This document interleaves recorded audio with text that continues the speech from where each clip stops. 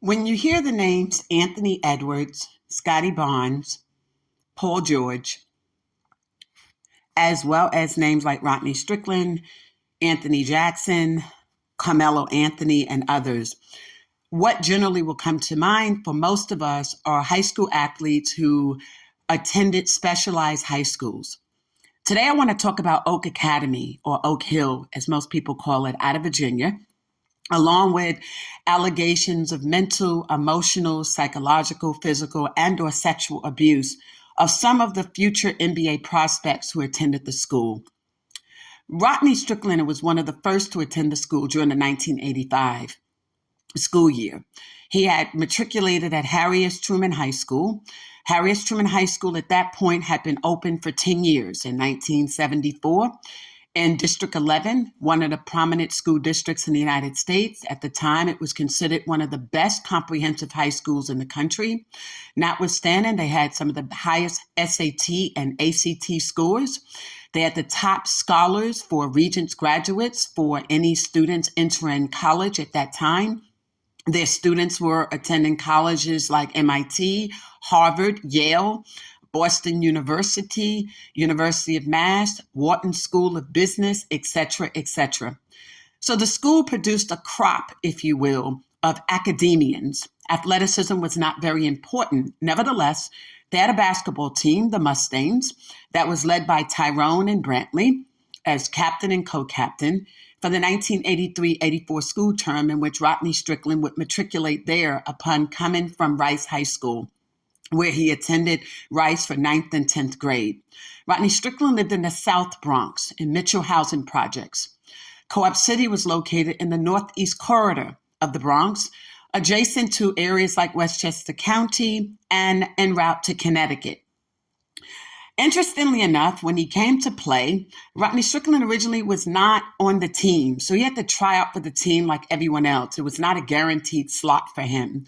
The team was led then by science teacher and faculty member Steve Lappers. Steve Lappers represented one of about 95% of Jewish teachers who worked at the school. The other teachers were English, and there were about 2 to 3 African-American teachers on faculty, Miss Benjamin, Miss Brown, and Mr. Savallo. So the school was limited in space with regard to the number of African-Americans who were employed in the capacity as faculty back then. Co-op City is Jewish housing, as it was once called, by River Bay. It was an area where Governor Carey had moved a lot of the Jewish people from the Grand Concourse area of the Bronx, many whom were descendants of Holocaust survivors, to Co-op City, which was divided into 5 sections. There were also a housing development, Boston Sequoia housing projects that surrounded the area along with the valley. And those students matriculated at Harry Truman High School and excelled very well. The campus included 4 elementary as well as middle schools, and the main campus being Harry Truman High School. And so wherein you had this selection of academic successes, one would question why Rodney Strickland needed to leave Truman in his senior year to go to Virginia, to Oak. Originally, the students were not told that he was departing to go. By now, they had successfully prevailed the 1983-84 school term as city and state champions. Before that, it was 1982. Benjamin Franklin, head by Walter Berry, St. John type. Y'all already know that story, right? Okay, the truth, indeed. And so for New York to be now again heading the state championship, with the likes of a Truman High School, a lot of people looked for Rodney Strickland to return, but he did not. He would not return. There were conversations had with several classmates with Lou with regard to his departure. It was abrupt. It wasn't something that was discussed with the student body, particularly even some of his own teammates. It was just that he needed to go and increase his grades. So he ends up at Oak Academy. where we've had the opportunity to confer with some people who said he didn't have the best experience there, that we were aware that he felt at some point like he was being treated as though it was a reformatory school in terms of cleaning up your room and making sure things stay tidy and being monitored about going to school and making sure he attended classes. So much so, at some point, there was a conversation with regard to bringing him home at least once or twice per month so that he would be able to mentally sustain himself and be able to successfully complete the program. Over the years, other players like Stephen Jackson and Carmelo Anthony and Kevin Durant and a host of others would attend the school. But the question is why? Why were African American males being taken out of their high schools so that they can attend this school in Virginia for at least 1 year and participate on those teams in an effort to, quote unquote, increase their grades, when school districts like Harriet Truman High School offered summer school sessions A and B, but also offered night school? But they had one of the best tutorial programs as well. So if the ultimate goal for these individuals was to increase their grades, it could surely be done right there at their own schools. What was the connection with Virginia? They were NBA prospects. These are individuals like the Scotty Barnes who get to go to these specialized schools with hopes that they would also enter the NBA. But then we hear stories about what happens to a lot of them at these schools, including but not limited to those who didn't attend some of those programs, but also programs like Riverside Basketball Program in Manhattan, New York, where hundreds of students and participants have alleged sexual abuse. They built a multi-billion-dollar B as in boy program, a youth program, offered the back, blood, sweat, and tears of many of these Black youth, including athletes like Holmes. Riverside was part of the CVA, the Child Victims Act lawsuit and litigation in New York. It's thousands of pages of literature, documents, and legal pleadings surrounding that case. Multi-million-dollar settlements are expected and have been expected to be handed down. For the CVA cases, there's thousands of different places, including the archdiocese schools, like Rice, some schools, Cardinal Spelman, Cardinal Hayes. When we say archdiocese, a lot of those high schools, those programs and the like as well. Even the Catholic Church has been accused, and they are part of a multi-billion-dollar settlement as well. But do many of these athletes around the NC2A and those who never made it into college and or those who went to the NBA know that CVA cases were available for them to file? Notwithstanding, there's also the Adult Survivors Act. For those who are 18 and older, players like Holmes, who the heads of the program at Riverside continue to try to pay into his adulthood to buy his silence. That in and of itself would not preclude him and others from pursuing what they did, which is class action status and or individual lawsuits regarding the mental, emotional, psychological, sexual, and physical abuse that they sustained in these programs that profited from these Black youth. But we also noticed something unique. Some of the most violent and belligerent players in the NBA are Oak Boys. When you look at the 2004 brawl with the Indiana Pacers, you have Stephen Jackson, an Oak Boy. When you look at the next most violent brawl in NBA history, leading to the highest number of fines and suspensions, you have no one other than Carmelo Anthony, who was never supposed to go into the Hall of Fame. I'm sure that will be looked at once again. How did he get in? There was no special favors to that. And I think upon the conclusion of this show, it might make sense to some of you. But at the time, it was the highest number of suspensions and fines in NBA history. It was a brawl between the New York Knicks and the Denver Nuggets, for which many thought Allen Iverson was a part of. He was not. They did not acquire Allen until almost a day or two later in 2006 from the 76ers. That being said, you also look to the teammate fight between Rodney Strickland and Tracy. And one would ask, how could you be so violent in response to a question about your sexuality that would result in injuries to a former player? And that happened to them when he played for the Washington Wizards, also referred to as the Washington Bullets, and was simply based on some alleged recording from a female, a trick or hoe. At least that's what they say, in which she reported back statements that were purportedly made by Tracy regarding the sexual orientation of Rodney Strickland. Rodney Strickland has always stood by the fact that he's heterosexual, but Tracy and him had called that into question as to whether or not he was gay. Was that enough for a physical altercation that led to serious injuries? and the loss of 3 games, which ultimately impacted whether they could have succeeded in the playoff that year. So we look at what was happening to so many of these players with alcoholism, drug addiction, and ultimately the physicalness of their play and what led to some of the violent acts that were taking place on and off the court.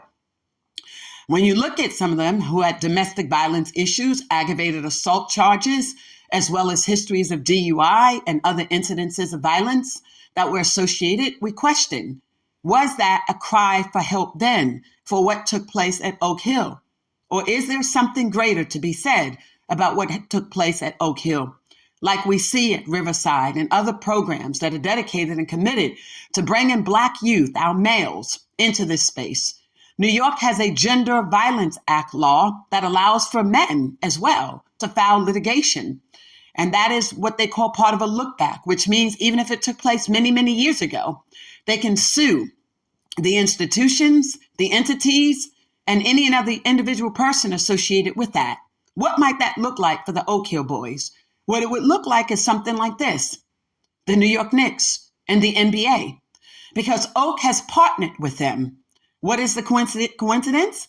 Mostly all of those players were associated directly or indirectly in their careers with the New York Knicks. So the school almost serves as a farm, if you will, for the New York Knicks and the NBA. That would implicate directly, indirectly, the National Basketball Association, the Players Association, and the individual franchises, to include but not be limited to the New York Knicks, which partners with them. But one would also ask, what did these boys know about the program that allowed them and the Kevin Durants, if you will, to continue to matriculate? Were there communications among them with regard to mental, emotional, psychological, sexual, and physical abuse? We also noticed something through the investigation that brought us to this show: the number of non-Black women that they began to associate with, and their disdain for African-American Black girls, the hate that many of them began to have, that resulted in them suffering those girls and women to mental, emotional, psychological, sexual, and physical abuse. The demands even for anal sex that a lot of them were not into.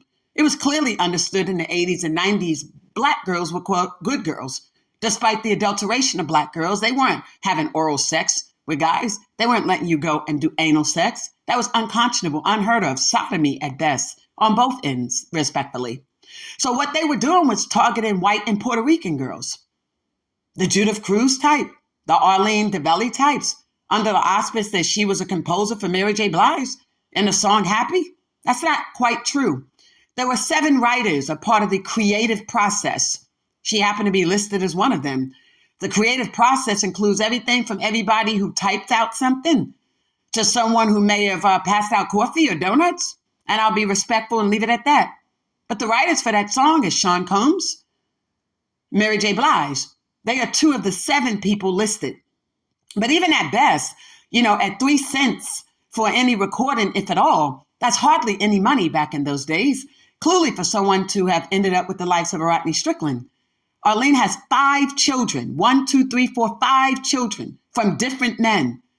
And there were even arguments whether or not Mr. Strickland had fathered any of her children. In her own words, she would tell people that, he was a sucker, that he was slow with it, that he only could go past 1 round sexually, that he was, quote unquote, a fun drunk. But we also look at the IP addresses and different stuff like that to determine what role, if any, Krisha Chin plays in writing some of these blogs and these negative statements about some of these athletes that we're finding online. Who would have that type of intel about some of these athletes that date back so many years? And so wherein these guys found themselves in relationships with these types of women, we begin to question how that happened, that there was an emphasis on anything but Black women. What did Black women do to them that made them so angry, where they came home from these programs with such disdain and hate? We reflect on Stephen Jackson's comment made about Black women when he said during 2020, 2021, that next to white police officers, Black women were a threat to Black men. How? You have 5 children, Mr. Jackson. Who do you blame for that? Be accountable and responsible for that. Instead of you being attentive to those needs and concerns, you chose to stand up at the altar, a Black woman who loved you by all standards, She simply did not want to be displaced by you, did not want to be left sleeping on sofas and floors because of you. So she asked for something simple. Please let me know that in the event that this marriage does not work, that you'll ensure that your son and I would have at least a place to stay. That's hardly too much to ask for in light of the hell she went through being in a relationship with you. But nevertheless, you made her the subject of much bigger conversation. The disdain and hate that Black men have for Black women. Some of us refer to it as a faggot syndrome. There's a difference between faggots and gays. When we think of the faggot, we think of people who have a hate for Black women or women as a whole. Those who want to punk men out and make them, quote unquote, engage in same-sex relationships. The ones who flame. Yeah, that's part and parcel to what we refer to as faggot. The gay is like the lesbian, two same-sex persons who love each other, enter into relationship with each other, and recognize that's just who they are.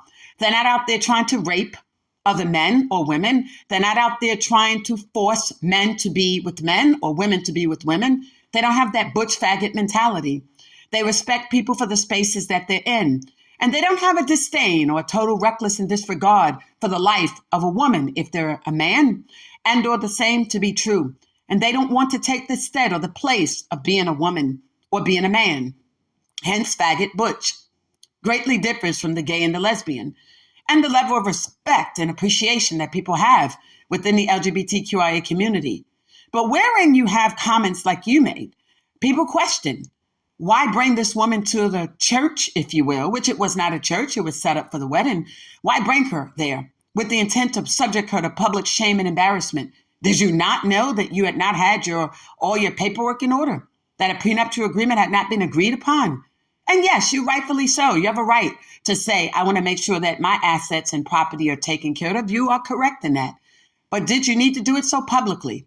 Or could you have simply married her and in lieu of filing the license for finalization regarding the marriage, said we won't file this until we have these other things taken care of? But then you go and you marry a Puerto Rican and a girl who already had children.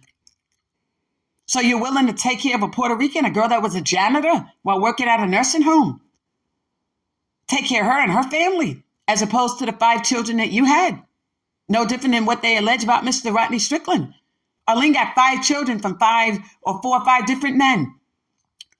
She had a horrible reputation with the likes of Tupac Shakur and his crew. They said she had eggnog on her face. Imagine that. And then she was kind of passed around the league. Then we know she's passed around from Uptown Records, Bad Boy Records, Rock Nation, out in the streets with it. Devontae. And poor Devontae, the misrepresentations regarding his role in her life forced him to attend baby showers, forced him to have to take ownership of a child. He's like, nah, I don't even know if this one's mine. Where's the DNA for it? Right? So it created that environment for him. I think the daughter name is Sky, right? And I think Rodney Strickland's son supposed to be Dalen. But then at one point, someone else was told he was the father of Dalen. So you have this type of mentality, and you guys are out there going out your way to take care of these type of women. Why? Because ultimately, a lot of people are saying that's where y'all were sent for anal sex. Go to the white girls or the Puerto Rican girls. So a lot of you come home after allegedly having this experience at Oak. And so you bypass the Black girls, at least that's what y'all said, to learn how to be men again, to feel like you were boys, to know how to interact male-female relationship. So you get these other non-Black girls, white and Puerto Ricans, the Judith Cruz types as well. But you're mad at the Black world as if we were the ones who had the babies from you. And the song Sincerest, written by Mary J. Blige, DMX, Nas, and Kenneth, Mary talks about her experience with KC from the group Jodeci. She talks about what she expected out of her life.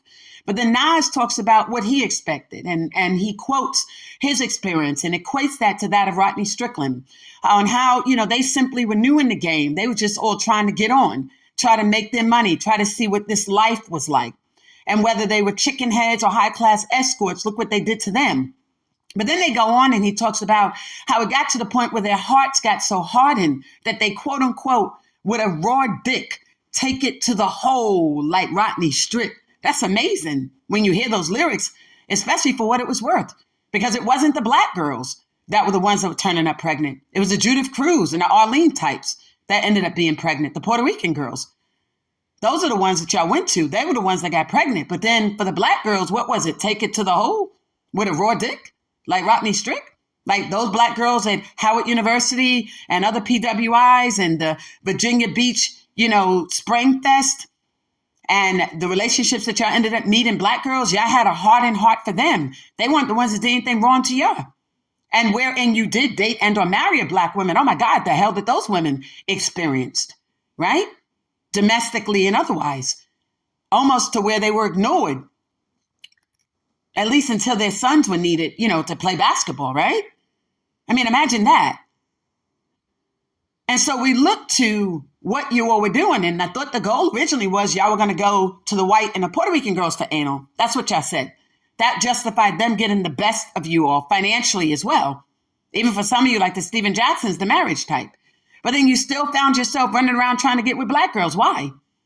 You already said you didn't want black girls. You didn't want to be bothered with black girls. And black women and black girls learn to respect that and keep you in your place regarding that. But then y'all still tried to find your way back into the communities with black girls. For what? For the anal?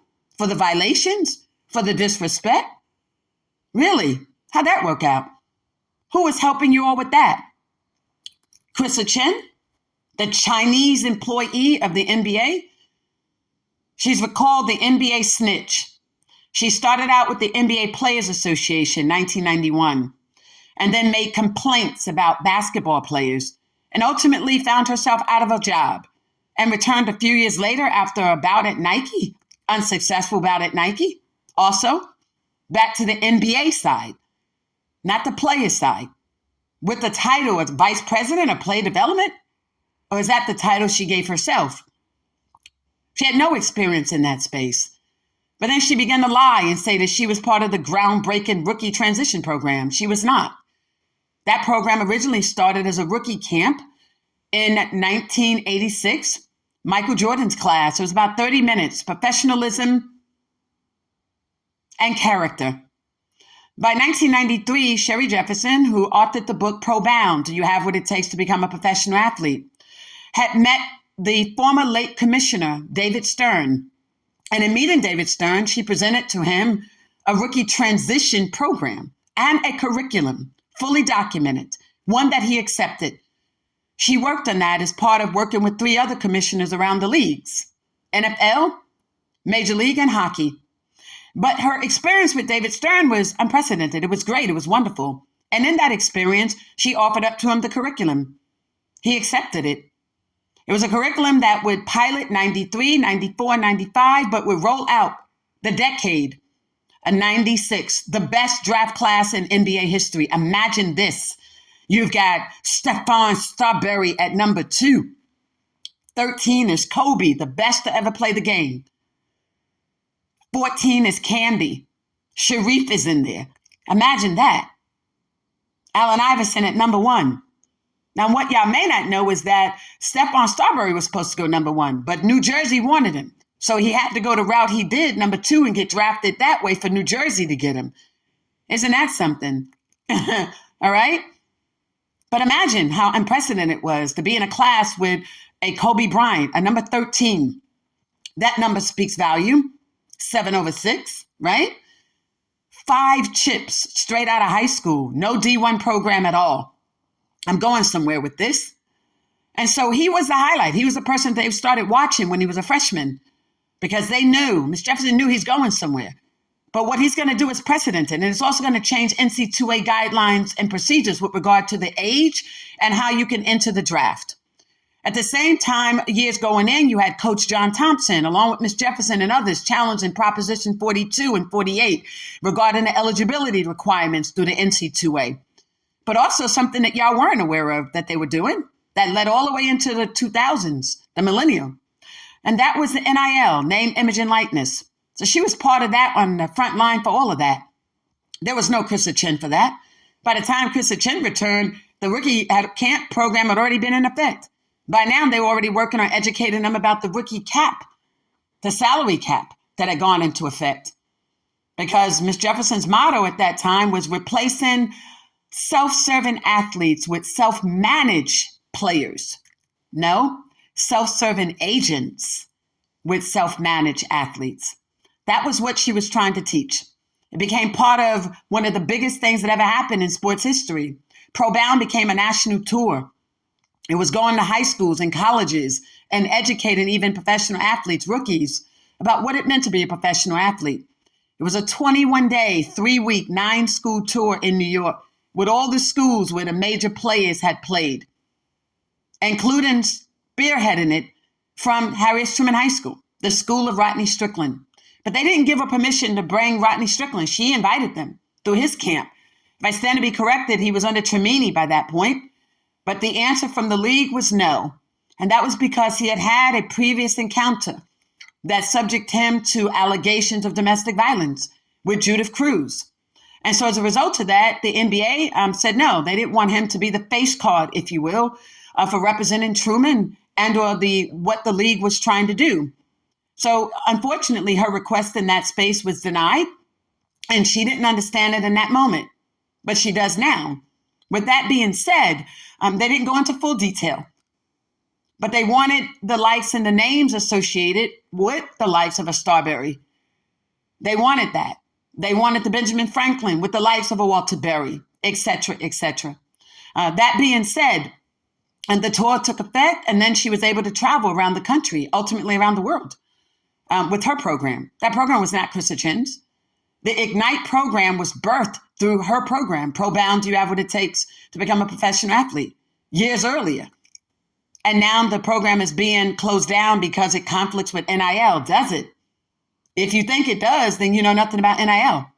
In 2012, Krista Chen appeared on Bloomberg, and we knew then that she didn't know what she was talking about. It was a conversation that was had with Commissioner Stern. What is this woman talking about? The NC2A guidelines and procedures have no impact on the NBA. Really? You don't think so? You don't think NIL does? But now you come back and you say that the Ignite program is closed because of the impact of the NIL. She doesn't know sports. She didn't know any of that. There's just been a bunch of OGs that have been pushing her agenda with hopes that maybe they could get her to be a Hall of Famer in this space like David Stern. No way. Especially when she's lying about what she did. Now, does she go around and be at the locker room? Even Michelle Roberts didn't know who she was. So how important was she to the NBA or the Players Association or any franchise? She finds her way strolling and trolling on the internet. She finds out what the athletes are doing. She shows up at locker rooms and different things like that. She offers her services. Many people thought that was trailblazing. Why? Because she associated herself with the groundbreaking, quote unquote, rookie transition program, which she had nothing to do with. Nothing at all. Not its inception or its continuation. And so she doesn't get credit for that. But I do understand that people look at what happened with Sherry Jefferson. What happened to Sherry Jefferson is simple. She's one of 12 Black women in the United States that's admitted before the Supreme Court of the United States. But yes, the state of Georgia did think they could take her license. Why? Because she was fighting for Black men and women just like you, and the girls too. And they came up with a lie, a big lie, a lie that would think that she had an affair with a client and spied on the client. Really? Say that 50,000 times. A client comes to you for help, and then you have to spy on that client. Say that 5 times. The client comes to you for help, and then you have to spy on that client. If anybody read the case or the case that was before the United States District Court, you would find that those were false and misleading allegations. They were fabricated evidence. But she wasn't the only victim. There's dozens of Black women, even as we speak today, and men who have lost their license based on the same fabricated evidence and misrepresentations of material fact. Ms. Jefferson was groundbreaking in setting forth a class action lawsuit to challenge the disparity, discrimination, and equity and inequality in the administration of discipline, particularly where the prosecutors are fabricating evidence and lying just to get Blacks out of the profession. And unfortunately, there's some members of the Jewish community who are reporters who are reporting the same. Why? 90% of African Americans choose 1 or 2 persons to represent their interests, Blacks from their own communities or the Jewish community. So who benefits the most when you also look at the number of Blacks who are being targeted? So it's systemic. But currently before the United States District Court, her classmate, McNaught, has filed another class action lawsuit predicated in part upon the research and information Ms. Jefferson filed. And together they will make sure that women like them and Black men alike are no longer subject to false and fabricated and default judgments. A default judgment is simple. You're saying they didn't even bother to answer. The BS, really? If people really want to know the truth, they'll find it. Miss Jefferson never had to run after a penis, not a day in her life. And they had no legal rights to do what they did. Even the United States District Court, the 11th Circuit Court of Appeals, said in its ruling, Miss Jefferson was a victim of fraud upon the court, meaning the state bar had lied. But because under the Rooker-Feldman law, they were not able to accept the case for jurisdictional purposes because it's a state Supreme Court judgment. But now, in July 25th, 2025, they have renewed their interest in her case through McNaught's case. They realize it's a problem. And it's a problem for which they really are attempting to deal with on so many levels. And that's what they're doing. And that's exactly how they're going about doing it. And so as a result of her resilience, as a result of her fight, as a result of the fact that she is willing to go over and beyond, even put herself out there to do it, she's going to bring about change on a historical level, not simply being a Bronx girl from the projects who stands before the Supreme Court of the United States. Can you imagine that? Since 2014, you have Sonia Sotomayor, the Honorable Justice, who's before that court, a Bronxite, a Cardinal Spellman graduate. So to come from the projects and do that, she's proud of that. But imagine knowing what she has had to go through, because she also was fighting for victims like those who go to Oak and those at Riverside. At the time that they went for her license, she was one of the CVAs, a Fresh Year Fund victim herself. And notwithstanding that, she also understood, as participating in trying to move forth through the African American Juvenile Justice Project that she founded, a class action to deal with these types of CVA cases. Imagine that. Imagine that. So she gets it. She understands it. She does. And so what she has done in sports as well as in this space is unprecedented. And so she's not going to let the likes of a Kristen Chin or the likes of anyone else surrounding Kristen Chin. Kristen Chin has been known to take information from the player's side, give it to the owner's side, then go from the owner's side, bring it back to the player's side. Who could trust that? No one should. No one at all. No one should trust the fact that she has somehow found her way, getting all these new titles along the way. But Miss Jefferson understands how that game is played too. She's not about to let you all go and allow for Krista Chen to falsely allege that she possesses the experiences and or the programs that Ms. Jefferson put into effect, especially since you awaited for Commissioner David Stern to pass away before you did that. He passed on January 1st, 2020 of an aneurysm. And so you will wait until he announces retirement in 2012 to put Krista Chen out there. He retires 2014. You put her in Legend magazine. By 2019, it's Legend magazine, Sports Illustrated, then Bleacher. 2022, she's on her podcast, having to recant some of her previous misstatements of material fact. And now in 2025, again, with Mark J. Spears, the same lies. But Miss Jefferson wrote a letter to Mark Spears and ESPN and presented that and copied even Mr. Strickland on that letter and Kevin Durant, because he's with Boardroom, to say, listen, these are misrepresentations of material fact. Mr. Strickland was copied for two reasons. One, Mr. Strickland went to high school with Miss Jefferson at the same time. Okay? But in addition to that, both of them are from the projects, the housing development. Like Michelle Roberts is from Melrose Houses. Miss Jefferson, like that, is proud to know that women can come from those environments and do what they do and possess the doctorate of jurisprudence and have cases that went before the Supreme Court of the United States, have cases that went before the Supreme Court of Georgia too, even her 2007 case. They tried to lock her up for 30 days. She was fighting against the same thing that NFL Hall of Famer Cunningham's wife, Kimberly Cornwell, had to fight against.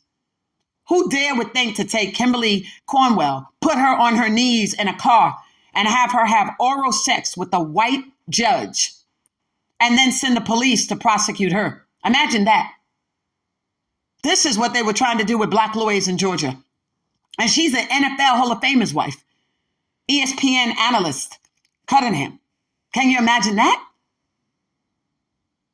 and then force her to work under Bruce Harvey, a white man. And that's what they thought they could do with all these black women. If you want to return to the practice of law, work under the white man. Why? You know, Miss Jefferson's attitude is, I'm not going to work under Bruce Harvey, but where's Bo? Where's Boo? Somebody just called him Bo back in the day. Where's Boo Harvey? You know, that type that played against the Mustangs. You know, they lost, but you know, if there's going to be a Harvey in the building, there's going to be somebody like a Boo Harvey. They'll work with them. That's what she does. You don't give her a Bruce Harvey. You know, I say that facetiously, but I say it respectfully too. I mean, that's how that would work. You don't have the ability to do that. No, and if it's going to be not a George Roundtree, but it would have been a Paul George, except for Paul George ended up like a Scotty Barnes and an Anthony Edwards type, with busted wide open white whores, tricks, prostitutes from Tootsie, like his wife Daniela. Who would make him marry a prostitute, a whore like Daniela? And I know she ain't out here acting like she from the Serbian mafia. There's no such thing. Not when we got 5 families running the U.S. Trust that. So how'd she end up in a relationship with him? The same process is taking place that's impacting these athletes. All of them are ending up with these older white women, whores, prostitutes, the IG types. Then you're offering them money to have abortions. Who's supposed to oversee that? All 3 of them had the same agent. There was a conversation had by Miss Jefferson with Commissioner David Stern about her concern about what happened to Paul George. Like, if $1 million was in fact to be offered and paid, who's going to oversee that? That's 2013-ish, right? So fast forward to 2023, you look at what's happened to Scotty Barnes. Then you look in the middle, what happened with Anthony Edwards, just to name a few. All of them had the same agent. So when you look at those type of situations and you look at what's happening with the Oak Boys in the NBA, it brings us to this question. Should the NBA now look into and conduct its own investigation? Because we need to ask Congress about these specialized high schools. How you think they're just going to take these boys and put them on NBA farms where they suffer mental, emotional, psychological, and physical abuse, and sexual as well, and the NBA not be held accountable and responsible for that, in as much as they are now through Congress? Why take them out of their schools? LeBron James was taken out of his school as well. And at some point in time, he also sought treatment, right? With Lucas, which I think should have been private. It was not. That's the problem I had with Krista Chin. She's going out her way so much to promote her own brand that she's at the same time putting the businesses of the people like Andre Drummond and the Rodney Stricklands and the Stephon Curry types. Okay. And the Allen Iverson types. Why are their businesses circulating in the streets? No one should know what they need. Then I saw her personally. I was in attendance March 5th, 2024, when Allen Iverson had the street renaming in Virginia. I was appalled at the way that Krista Chin was hugged all up on him, like all up on him. He was now intoxicated with slurred speech. The entire day, Allen Iverson was not intoxicated. He did a wonderful speech, was with his family, was even with Tawana Turner Iverson and with his mother, Ann, and their children. Then he shows up late for his party. And who's there all hugged up on him in a way that looked totally unprofessional? Why was she at the hotel? Who invited her? Really?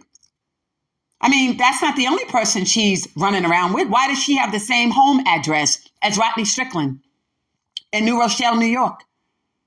So is this relationship personal, professional, or both? Y'all say NBA mom. We say NBA mistress and madam. Because some of the information about the Bahamas trip has gone public. She's the leak. So y'all can continue to trust her with everything. Right, Stephon Curry? I would enjoy a shopping trip too, right? Maybe that'll teach you a lesson. Nobody should know that you have a 5-inch and what type of swerve you have, right? Y'all sit out here thinking it's the women. No, it's bigger than that. The same way we know that Irvin Curry or Curry Irvin, yeah, thank you, was hosting white and Puerto Rican only yacht parties. No black girls allowed. How's that happening? Maybe his godfather, Rodney Strickland? His hate and disdain for black women. Always talking about you holding grudges. What are you holding grudges for? All you said you wanted to do was hoop, hoop, hoop. So you got to hoop. But at what expense? And why are you holding grudges? Who's hosting a white and Puerto Rican only yacht parties? Curry Irvin. You didn't want black girls on the yacht? Why? Yeah, figure out who's doing all of that.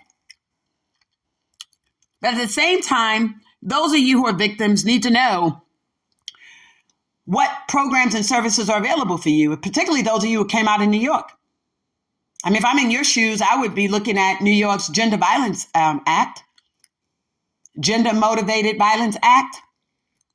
I would look under the Adult Survivors Act. And those have look back, meaning you could go back 20, 30 years and you could sue everybody.